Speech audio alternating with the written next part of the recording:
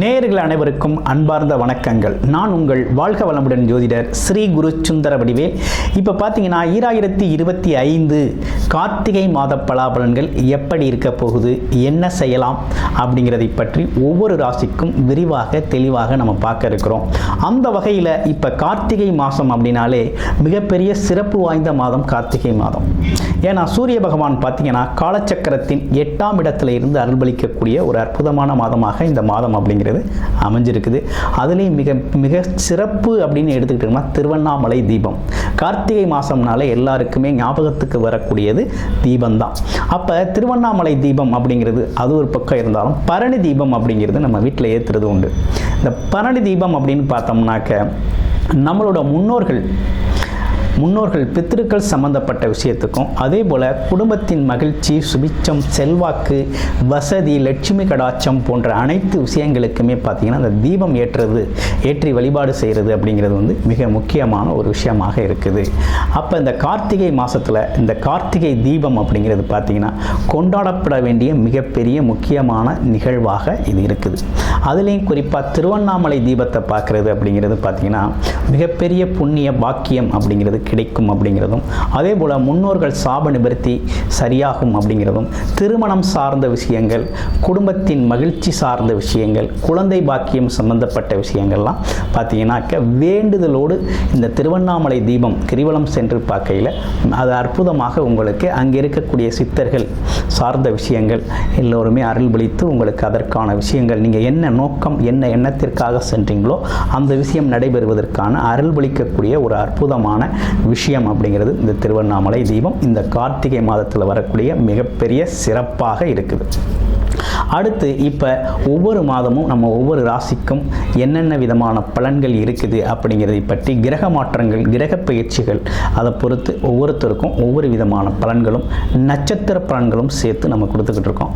அந்த வகையில் பார்த்தீங்கன்னா இப்போ இந்த கார்த்திகை மாதத்தில் நடந்திருக்கக்கூடிய கிரக மாற்றங்களால் என்னென்ன விஷயங்கள் உங்களோட வாழ்க்கையில் எது சார்ந்த முயற்சிகள் கை கொடுக்கும், எது சார்ந்த விஷயத்தில் கொஞ்சம் தாமதமாக எடுத்துக்கலாம் அப்படிங்கிறதை பற்றி முழுமையாக விரிவாக நம்ம இப்போ பார்க்க இருக்கிறோம். இப்போ உங்களுடைய ராசிக்கு எப்படி இருக்கும் அப்படிங்கிறத விரிவாக பார்ப்போம். துலாம் ராசி காலச்சக்கரத்தின் 7வது ராசியாக இருக்கக்கூடிய துலாம் ராசி அன்பர்கள், துலாம் ராசியை பொறுத்தவரையில் இந்த புரட்டாசி மாதத்தில் கிரக அமைப்புகள்லாம் எப்படி இருக்கு? உங்களுடைய ராசிநாதன் சொல்லக்கூடிய சுக்கிரன் உங்களுடைய ராசியிலேயே ஆட்சி பெற்று அற்புதமாக அமர்ந்திருக்கிறார். இது ஒன்று போதும் நமக்கு புரட்டாசிக்கு, இது ஒன்று போதும். ரெண்டாவது விஷயம், தனக்காரகன், குடும்பக்காரகன் அப்படின்னு சொல்லக்கூடிய செவ்வாய் பகவான் தைரியத்தை கொடுக்கக்கூடியவன், வருமானத்தை தரக்கூடியவன், அரசு சார்ந்த விஷயங்கள்லேருந்து ஈடுபடுத்தக்கூடியவர் என்ன பண்ணுறாரு அப்படின்னா 2ல் அமர்ந்திருக்கிறார். அப்போ சூரியன், செவ்வாய், புதன் அப்படிங்கிற கிரகங்கள் பாக்கியாதிபதியும் சேர்ந்தே அமர்ந்திருக்கக்கூடிய அமைப்பு ராசிக்கு 2ஆம் இடத்துல. அப்புறம் ராசிக்கு 6ல் எப்போதும் போலவே சனி பகவான், 5ல் ராகு பகவான், அடுத்து 11ஆம் இடத்துல கேது பகவான், இவ்வளவு நாளாக 9ஆம் இடத்துல இருந்து வந்த குரு பகவான் 10ஆம் இடத்துக்கு மாற்றமடைகிறார். உச்சபலம் பெறுறார். எப்படி பெறுறாரு? உச்சபலம் பெறுகிறார்.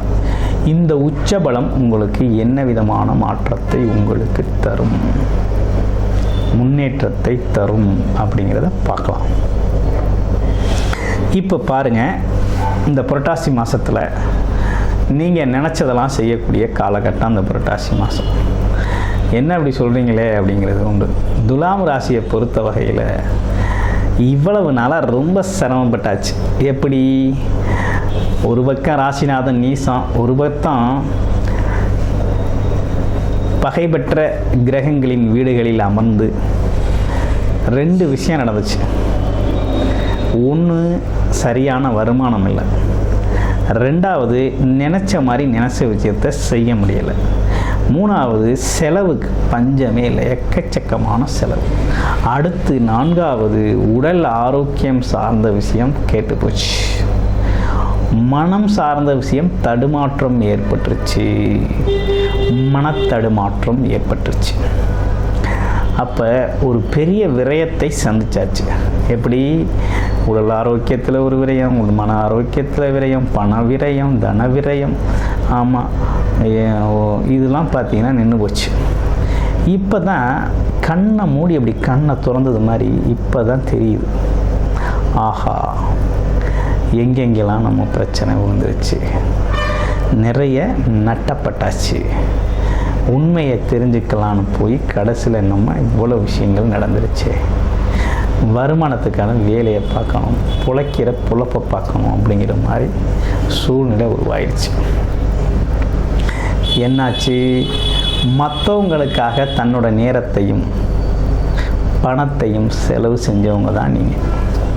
உங்களுடைய நேரத்தையும் பணத்தையும் மற்றவங்களுக்காக செலவு செஞ்சவங்க நீங்கள்.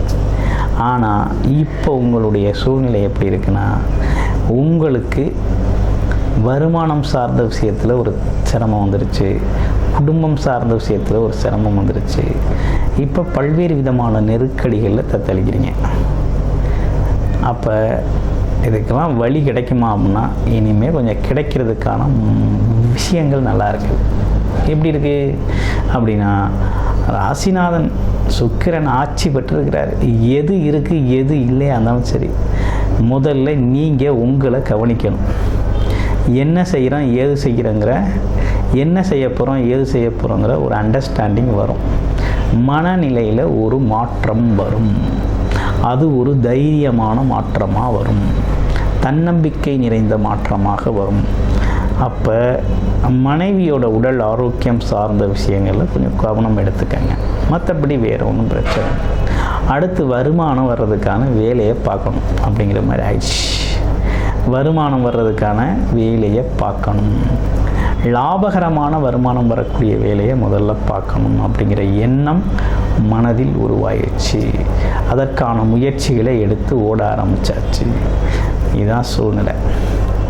சரி, இதெல்லாம் நல்லா இருக்குமா அப்படின்னா உறுதியாக நல்லா இருக்குது. ஒன்றும் பெரிய குழப்பம்லாம் ஒன்றும் இல்லைங்க. ஏன்னா குரு பகவான் பார்த்தீங்கன்னா இவ்வளோ நாள் உங்களை பார்த்துக்கிட்டு இருந்தார்.